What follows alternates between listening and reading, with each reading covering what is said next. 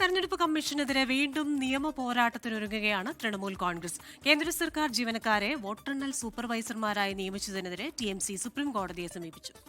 ഹർജി നാളെ സുപ്രീം കോടതി വീണ്ടും പരിഗണിക്കും. അച്യുതൻ ഡൽഹിയിൽ നിന്ന് വിവരങ്ങളുമായുണ്ട്. അച്യുതൻ, തൃണമൂൽ കോൺഗ്രസ് കേന്ദ്ര സർക്കാരിനെതിരെയുള്ള യുദ്ധം അവസാനിപ്പിക്കുന്നില്ല, അത് മുന്നോട്ട് തന്നെയാണ്.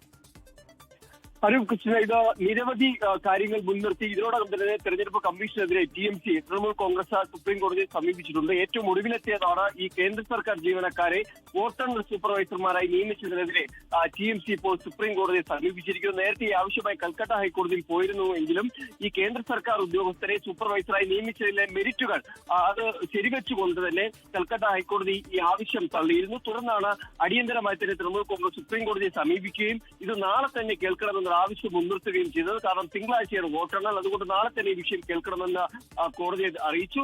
കോടതി എന്തായാലും അത് അംഗീകരിച്ചുകൊണ്ട് ഒരു സ്പെഷ്യൽ സിറ്റിംഗ് നാളെ നടക്കാനിരിക്കുകയാണ്. അതിനായി ഒരു ബെഞ്ച് കൂടി രൂപീകരിച്ചിട്ടുണ്ട്. ജസ്റ്റിസ് നരസിംഹയുടെ അധ്യക്ഷതയിലുള്ള ബെഞ്ചായിരിക്കും ഈ ഹർജി ഇപ്പോൾ പരിഗണിക്കുക. എന്തായാലും നിലവിൽ ഇത് ചോദ്യം ചെയ്തുകൊണ്ട്, അതായത് കേന്ദ്ര സർക്കാർ ജീവനക്കാരെ വോട്ടെണ്ണൽ സൂപ്പർവൈസറായി നിയമിച്ചതിനെതിരെയാണ് ഹർജി. സംസ്ഥാനത്തുള്ള ജീവനക്കാരെ പൂർണ്ണമായി ഒഴിവാക്കിക്കൊണ്ടാണ് ഈ നീക്കം എന്നുള്ളത് മുൻനിർത്തിയാണ് ഇപ്പോൾ ഈ ഹർജി സുപ്രീം കോടതിയിൽ നൽകിയിരിക്കുന്നത്. ശരി, അച്യുതനാണ് വിവരങ്ങൾ നൽകിയത്.